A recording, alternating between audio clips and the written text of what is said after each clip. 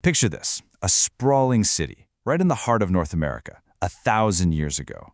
We're talking about a metropolis with towering earthen pyramids, huge public plazas, and a population that actually dwarfed London at the time. This place was Cahokia. But its entire story really comes down to one central, haunting question. For centuries, this incredible civilization thrived. And then, almost in the blink of an eye, just a few generations, it was gone. The people left, leaving behind this great city, but way more questions than answers.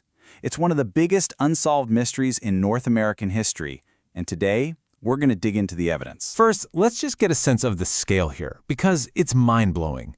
At its peak, around the year 1250, Cahokia wasn't some small town. No, it was a booming urban center with, get this, an estimated 20,000 people. To put that in perspective for you, that made it bigger than London at the exact same time. This was a true American metropolis, centuries before Europeans showed up. So how in the world did a city this huge just suddenly appear in the Mississippi floodplain? Archaeologists literally call its emergence the Big Bang, and for good reason. This wasn't some slow, gradual buildup. It was an absolute explosion of people and culture. The speed of its rise is just breathtaking. You know, for centuries, this area was just quiet farming villages. Then, boom, around 1050 AD, everything changes. The population explodes, and in just 50 years, Cahokia hits its peak. But look at the other side of that timeline.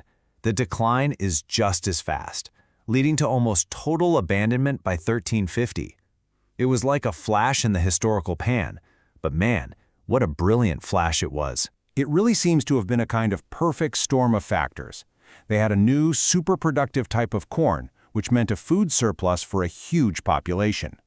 Its location on the river was a gold mine for trade. But it was probably more than that.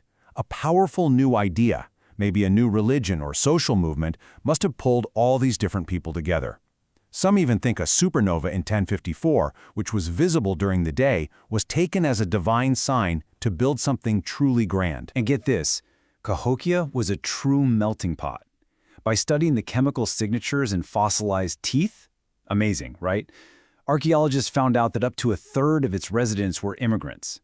People were flocking here from all over the continent, from the Great Lakes down to the Gulf Coast, all drawn in by the promise of this new cultural and spiritual hub. Okay, so what would it have been like to live in this bustling, cosmopolitan city? Let's take a look at what life was like at its peak, because it was anything but primitive. We're talking monumental architecture, complex rituals, and a really vibrant public life. At the very heart of the city stood Monk's Mound, soaring 100 feet into the sky. It was built by hand, basketful by basketful of earth. And to give you an idea of its size, its base is larger than the Great Pyramid of Giza. It must have just completely dominated the landscape for miles. And that sense of awe was timeless. When the explorer Henry Brackenridge stumbled upon it in 1811, centuries after it was abandoned, he was just stunned. He wrote that he was struck with an astonishment not unlike that which is experienced in contemplating the Egyptian pyramids. And you have to understand, this wasn't just some random sprawl of villages. No, Cahokia was a masterpiece of urban planning. It was laid out on a grid, precisely aligned with the sun and stars. It had a formal city center, these vast public plazas, and separate neighborhoods for the elites and for regular folks. And public life was hopping. One of their most popular sports was a game called Chunky. A player would roll this polished stone disc across a plaza, and others would throw spears, trying to get it closest to where the stone stopped. It was a huge spectator sport. People would place massive bets, sometimes risking everything they owned on the outcome. It was pretty much the Super Bowl of its day. Religion and ritual were just woven into every part of the city. They built this huge circle of wooden posts, which we call Woodhenge, that worked as a kind of solar calendar to track the seasons.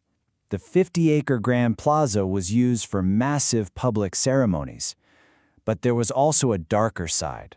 A burial mound, Mound 72, revealed the remains of 272 people, and the evidence suggests many of them were victims of human sacrifice. Artifacts like the famous Birdman tablet give us this rare little window into what they believed. This figure, it's part human, part bird. It might represent a powerful shaman or even a god, someone who could travel between our world and the spirit world. It's really a beautiful symbol of their connection to the cosmos. So you have this incredible, sophisticated, powerful city, a real beacon of culture and religion. Which brings us right back to the central mystery. Why did it fail? Why did everybody just up and leave? For years, there were a few main theories on the table. Climate change was a big one, especially since there was major flooding around 1200 AD. But new research shows the Cahokians had a really diverse diet and were pretty resilient. There's just no proof of a widespread famine. Then there's social unrest, which seems plausible since they built this huge defensive wall around the city center. But there's no evidence of an outside invasion. Any conflict seems to have been internal. And resource depletion? Well, they definitely cut down a lot of trees, but soil tests show the land was still fertile when they left. So none of these theories really explains the whole story. The latest thinking suggests we might have been asking the wrong question all along. It probably wasn't a sudden, dramatic collapse. Think of it more like a gradual dispersal. A slow burn decline where, over a few generations, people just lost faith in the city's leaders, packed their bags, and moved away to find new opportunities. And here's maybe the weirdest part.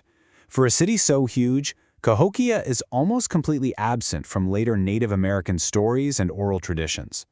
As archaeologist Thomas Emerson put it, it seems that whatever happened there left a bad taste in people's minds. So much so that its descendants may have just chosen to forget it. The great city became a cautionary tale, or maybe no tale at all. But of course, the city wasn't truly forgotten, was it? Its incredible mounds were still there, a silent testament to its former glory, just waiting for us to rediscover them and try to understand. Today, what's left of Cahokia is a UNESCO World Heritage Site. 72 of the original 120 mounds are still preserved, and they attract about 250,000 visitors every year. But the fight for its future isn't over. A lot of the ancient city is still on unprotected land, and it's constantly threatened by modern development. And it's so important to remember this isn't just an ancient ruin. For many, it's a living, sacred site.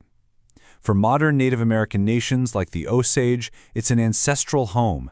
As Andrea Hunter of the Osage Nation says, so many of our ancestors are buried there. It's still a place of deep, powerful spiritual connection. One archaeologist called Cahokia a total orphan, a lost city in every sense of the word. Without a written history, its story has to be painstakingly pieced together from what the earth and the artifacts tell us. It really is a unique, monumental mystery in the story of human civilization. And that really makes you wonder, doesn't it? Cahokia is this incredible reminder that entire worlds can rise and fall, sometimes leaving only whispers behind. And it forces us to ask, what other incredible stories, what other lost cities are hiding right now, just beneath our feet, waiting to be discovered?